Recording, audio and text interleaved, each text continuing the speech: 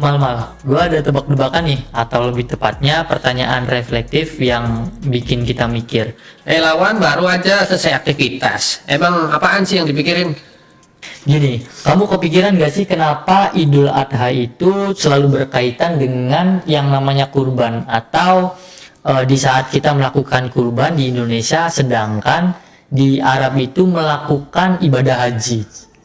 Ya, itu pertanyaan bagus, Wan. Jadi kenapa mulanya itu ya? Jadi waktu itu Nabi Ibrahim dikaruniai seorang anak, yaitu Nabi Ismail, yang telah ditunggu-tunggu sekian puluh tahun. Akhirnya Allah berikan anak berupa Nabi Ismail. Nah, namun karena untuk menguji ketakwaan mereka, itu Allah memerintahkan Nabi Ibrahim untuk menyembelih Nabi Ismail. Nah, cuman Nabi Ibrahim karena taat sama Allah, sehingga Nabi Ismail yang tadi mau dikurbankan itu tidak jadi, Allah ganti dengan domba untuk disembelihnya. Terus hubungannya sama haji itu apa ya, Mal? Nah, soal haji ya, jadi setelah momen ujian besar yang tadi dialami oleh Nabi Ibrahim, itu Nabi Ibrahim merenung atas kejadian yang telah beliau alami, yaitu di tempat Arafah atau di padang Arafah. Nah, peristiwa itu yang menjadi poin inti daripada pelaksanaan ibadah haji yang kita kenal dengan istilah wukuf di Arafah. Oh, pantesan, berarti emang gak bisa dipisahin ya.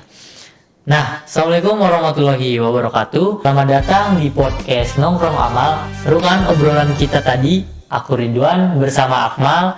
Kita akan ngobrol lebih dalam lagi soal haji dan kurban.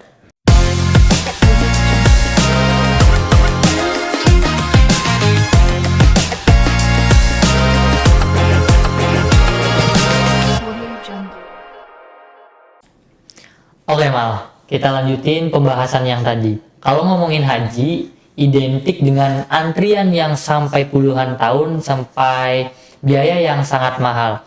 Nah, buat kita yang masih pas-pasan, itu cukup berat ya untuk melaksanakannya.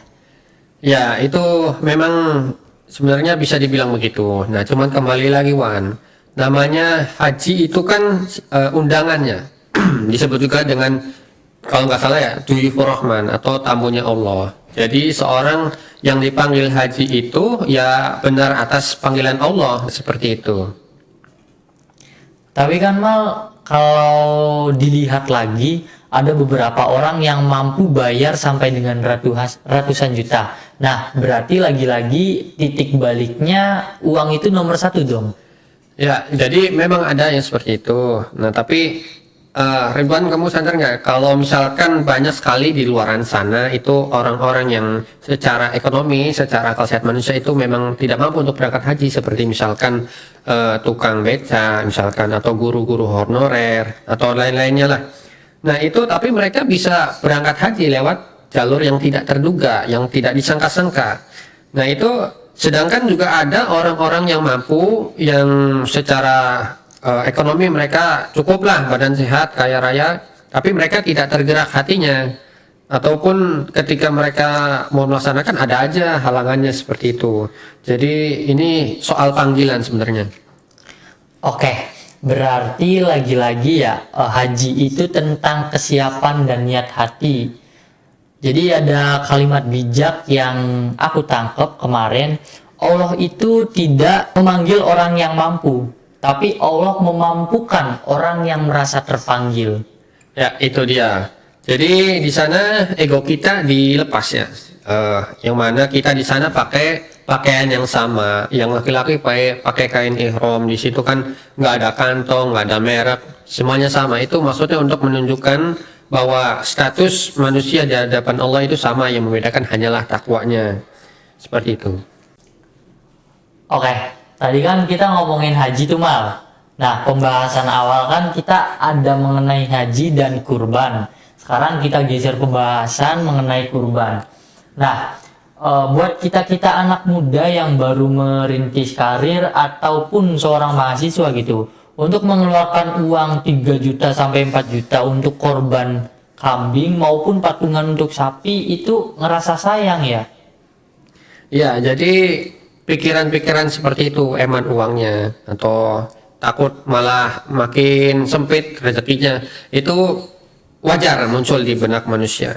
Nah, tapi justru di situ letak keindahannya karena kurban itu kan dari bahasa Arab ya, berarti yaitu dari kata koroba yang berarti mendekatkan diri kepada Allah.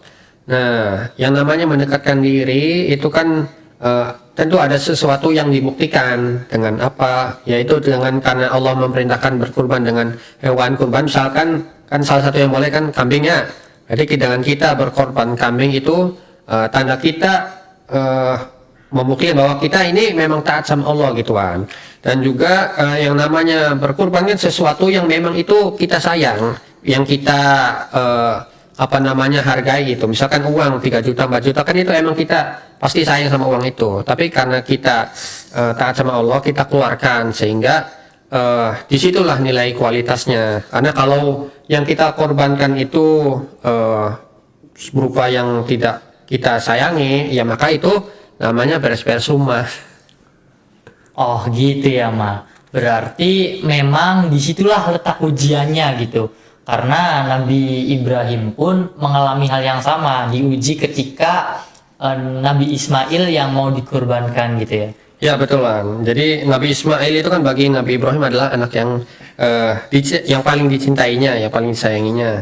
Jadi Ismail versi kita pada hari ini adalah sifat-sifat buruk kita, rasa sombong, rasa iri hati ataupun yang buruk-buruk lainnya lah, ego kita semacamnya. Itu kita korbankan, kita sembelih gitu kan. Untuk apa? Untuk membersihkan diri kita sehingga yang setelah disembelih yang tersisa hanyalah yang bersih-bersihnya, yang baik-baiknya saja. Sehingga kita membuktikan kepada Allah kalau kita itu nggak diperbudak oleh materi. Oke, dapat banget nih sekarang aku analoginya. Berarti kurban itu bukan untuk ajang pamer satu komplek ya, melainkan untuk membersihkan atau menyucikan hati ya lebih tepatnya. Ya betul banget Wan. Jadi di Al-Quran itu kan ditegaskan kalau daging dan darah yang dikurbankan itu tidak akan nyampe ke Allah, tapi yang nyampe kepada Allah itu adalah takwa kita, seperti itu. Oh jadi gitu ya Mal. Nah aku sadar satu hal lagi nih Mal. Kalau Lebaran Idul Adha itu emang mempunyai efek sosial yang keren banget. Oh emangnya efek kayak gimana Wan? Ya bayangin aja Mal, di Lebaran Idul Adha itu mempunyai efek sosial yang sangat keren. Nah salah satunya kita tuh tidak membatasi atau menyekat satu sama lain, mau kaya, mau miskin. Kita sama-sama dapat daging dan kita bisa masak rendang, bisa nyate satu keluarga, dan itu emang keren banget gitu. Ya, itu benar Wan. Jadi Islam itu selalu menyeimbangkan ibadah yang kepada Allah yang sifatnya vertikal dan juga yang horizontal kepada seluruh atau sesama manusia ya. Nah, ibadah haji itu menyatukan umat Islam seluruh dunia, sedangkan ibadah kurban itu menyatukan membangun kekompakan, gotong royong di tingkat-tingkat bawah seperti RT dan RW. Untuk apa gotong royong? Seperti membagikan daging seperti itu. Makanya buat sobat dakwah yang tahun depan mempunyai kelonggaran rezeki, nah kalian bisa buat paksain untuk berkurban. Masa beli gadget 10 sampai 15 juta kalian mampu.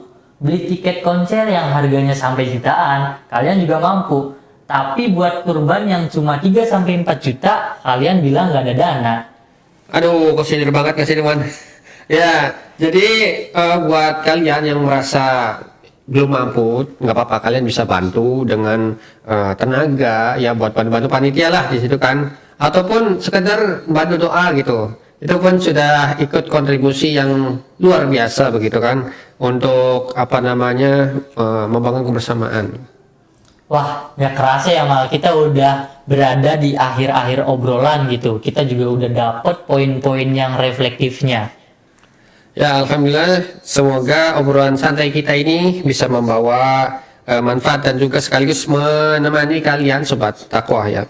Dan juga untuk bisa kalian mempersiapkan ibadah kurban di bulan Zulhijjah berikutnya. Terima kasih buat Sobat Dakwah yang setia dengerin podcast kita. Aku Ridwan. Aku Akmal, selamat merencanakan kurban terbaik tahun ini.